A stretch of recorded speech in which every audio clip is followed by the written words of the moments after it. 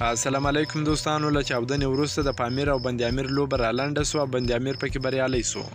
د شپږیزه کرکټ لیګ د نننۍ لوبې پر مهال یوه بده پیښه رامنځته شوه چې د پامیر زلمي او بند امیر ښامارانو لوبډلو ترمنځ د لوبې پر مهال په لوبغالي کې چاودنه وسوه، خو تر اوسه پورې دا معلومات نشته چې څومره کسان پکې ټپیان سوي دي، ځکه چې چاودنه د تماشچیانو په منځ کې سوې ده. له دغه پیښې وروسته لوبه رالنډه سوه او بند امیر پکې بریا خپله کړه.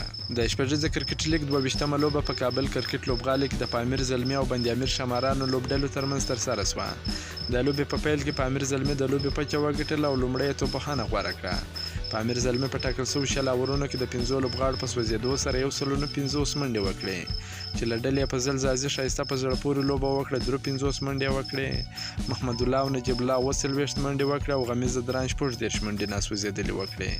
د بند امیر ښامارانو لخوا افتاب علم 2، کریم جنت او ناصر تبتاخیل یوه ویکټه واخیسته. د 150 منډو هدف په تعقیب کې بند امیر ښامارانو لوبه پیل کړه، خو د پاڼۍ په نیمایي کې په لوبغالي کې چاودنه وسوه. له هغه وروسته لوبه 10 اورونو ته راکمه سوه چې بند امیر ښامارانو لوبډلو ته په 10 اورونو کې 4 نوي منډې هدف وټاکل سو. یاد هدف بند امیر ښامارانو لوبډلې په 1.1 اوور کې د یو لوبغاړي په سوځېدو سره پوره کړ او د ډي ایل قانون له مخې لوبه د 9 ویکټو په توپیر وګټل. د دوی لپاره فرمان الله 40 ناسوځېدلې، کریم جنت 10 ناسوځېدلې او عمران 26 منډې وکړې. د لوبې د غوره لوبغاړي جایزه فرمان الله ته ورکړل سوه.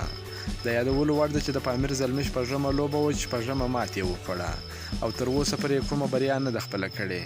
همداراز بند امیر ښامارانو بیا شپږمه لوبه وه چې درېیمه لوبه یې وګټل.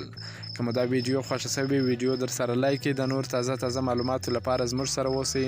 تر بلې ویډیو پورې د الله په امان.